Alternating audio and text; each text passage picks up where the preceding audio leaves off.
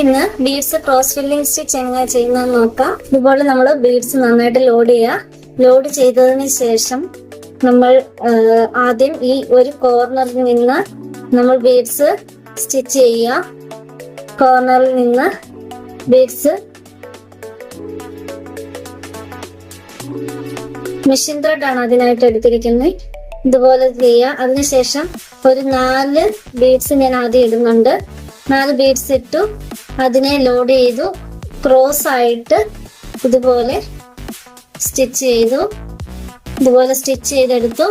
അതിനുശേഷം നമ്മൾ അവിടെ ഒരു ലോക്ക് സ്റ്റിച്ച് ഇടുക. Lock stitch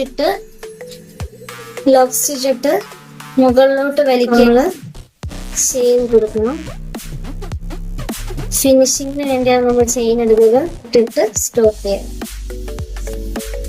Thank you.